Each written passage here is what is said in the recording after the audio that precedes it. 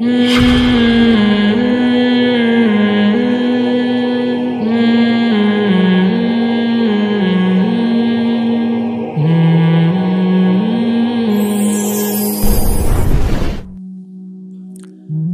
تعالیٰ کا ارشاد ہے کہ ظاہری گناہ بھی چھوڑ دو اور باطنی گناہ بھی چھوڑ دو.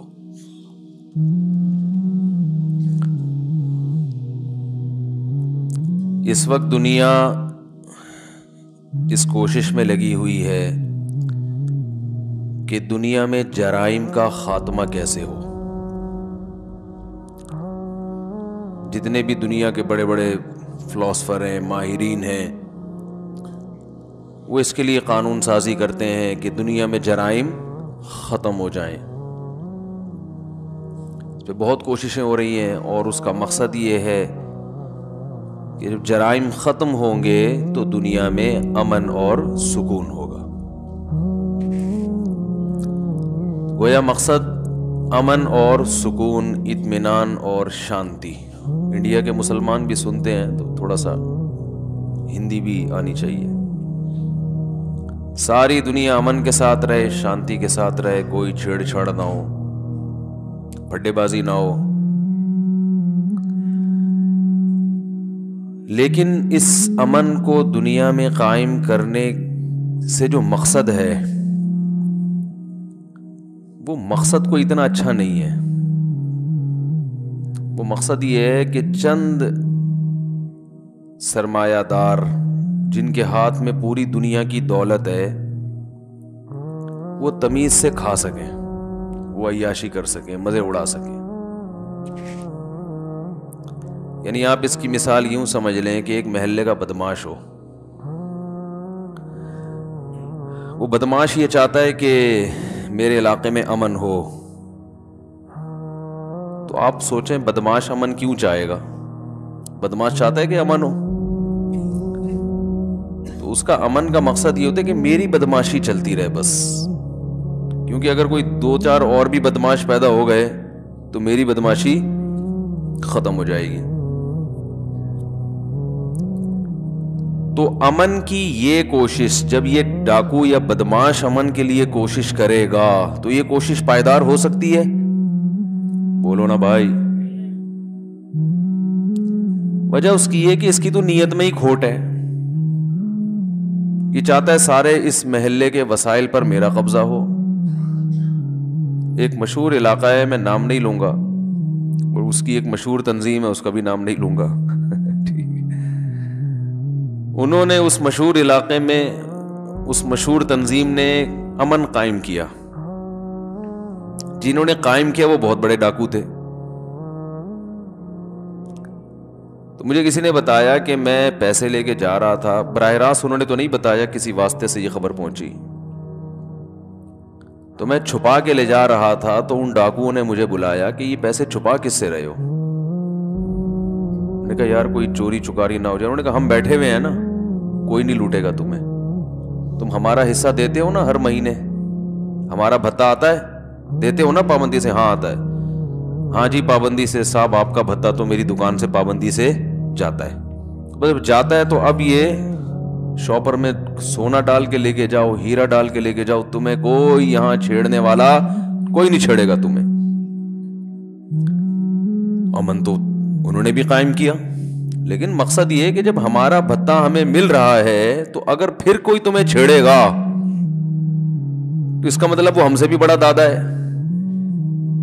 تو ہم محلے میں اپنے سے بڑے کسی دادے کو برداشت نہیں کریں گے. تو تمیز سے ہمارا جو بھی حساب کتاب ہے چلاتے رہو، اس کے علاوہ کسی اور کو اس علاقے میں دادا گیری کرنے کی اجازت نہیں. تو اب آپ مجھے ایک بات بتاؤ، امن کی یہ کوشش پائیدار ہوگی؟ ظاہر ہے قرآن میں جیسے آتا ہے وَفَوْقَ كُلِّ ذِي عِلْمٍ عَلِيمٍ، ہر علم والے کے اوپر ایک عالم ہے. تو ایسے ہی ہر دادا کے اوپر بھی ایک دادا ہے. اس سے بڑا کوئی دادا آئے گا تو وہ اس کو گرا دے گا. تو آج دنیا میں امن قائم کرنے کی جو کوششیں ہو رہی ہیں وہ اس لیے ناکام ہیں کہ کوشش کرنے والے مخلص نہیں ہے، ان کے پیش نظر انسانیت کی خدمت نہیں ہے، چند مخصوص لوگوں کی توند بھرنا، چند مخصوص لوگوں کا پیٹ بھرنا تاکہ وہ تمیز سے کھا سکیں۔ جب انسان اپنے لیے محنت کرتا ہے وہ کامیاب نہیں ہوتی، اس میں لوگوں کو شبہ ہوتا ہے کہ اس میں اخلاص ہے یا نہیں ہے۔ جب کسی دوسرے کے لیے کر رہا ہو اور اس کا ذاتی مفاد نہ ہو تو یہ اس کی علامت ہوتی ہے کہ یہ اس کوشش میں مخلص ہے۔ اسلام نے بھی ایک امن کا ایک طریقہ بیان کیا ہے کہ دنیا میں امن ایسے قائم ہو سکتا ہے، اور جو اسلام مخالف لوگ ہیں یا اسلام کو فالو نہیں کرتے انہوں نے بھی ایک پیکج دیا ہے، ایک اسلام نے دیا اور ایک اسلام مخالف لوگوں نے پیکج دیا۔ دونوں کے پیکجز میں جو بنیادی فرق ہے وہ فرق یہ ہے کہ اسلام یہ کہتا ہے کہ تم دنیا میں امن قائم کرو اللہ کو راضی کرنے کے لیے، یہ اللہ کی چاہت ہے کہ امن ہو۔ اور جو لوگ پیکیجز پیش کرتے ہیں امن قائم کرنے کے، وہ ان میں کچھ لوگوں کے مفاد ہوتے ہیں، کچھ لوگوں نے انہیں اس کام پہ لگایا ہوتا ہے۔ دیکھو آپ چاہتے ہو فیکٹری میں پھڈے بازی نہ ہو،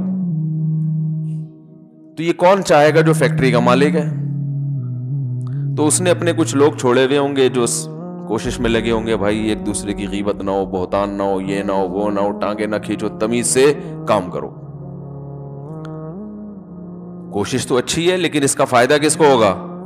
سیٹھ کو ہوگا۔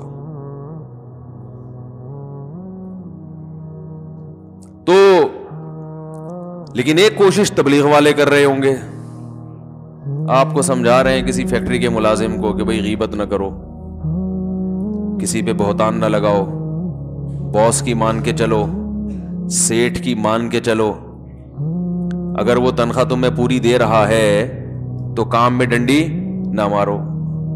اب یہ جو امن کی کوشش ہے، آپ بتاؤ پہلے والی کوشش پائیدار ہے یا دوسری کوشش؟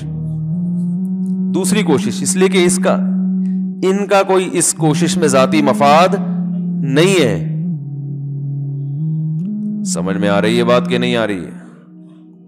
اب آپ کہیں گے کیا ہمیں بین الاقوامی حالات پہ مفتی صاحب لے کے جا رہے ہیں؟ ابھی میں آپ کے گھروں میں بھی آ رہا ہوں، ابھی صبر کریں، ٹھیک ہے؟ امن کی جو بیسک فارمولا دنیا میں امن قائم کرنے کا ہے وہی کسی ملک میں امن قائم کرنے کا بھی فارمولا وہی ہے، اور کسی شہر میں امن قائم کرنے کا فارمولا بھی وہی ہے، گھر میں امن قائم کرنے کا فارمولا بھی بولو بھائی وہی ہے۔ سمجھتے ہیں بات کو؟ گھر میں بھی وہی، مسجد میں بھی وہی ہے، مدرسے میں بھی وہی ہے، یونیورسٹی میں بھی وہی ہے، کالج میں بھی وہی ہے، فیکٹری میں بھی وہی ہے، ایک ہی فارمولا ہے جو ہر جگہ لگے گا۔ 2 اور 2 4 ہوتے ہیں نا، تو 2 اور جو پوری دنیا میں 4 ہوتے ہیں کہ یا صرف یہاں پر 4 ہیں؟ بھائی 2 کو 2 سے جمع کریں گے تو کیا جواب آئے گا؟ 4 جواب آئے گا۔ تو امریکہ میں بھی وہی جواب آئے گا، چاند پہ جا کے 2 کو 2 سے جمع کریں گے تو کیا جواب آئے گا؟ تو کچھ چیزیں بیسک ہوتی ہیں وہ کبھی بھی چینج نہیں ہوتی۔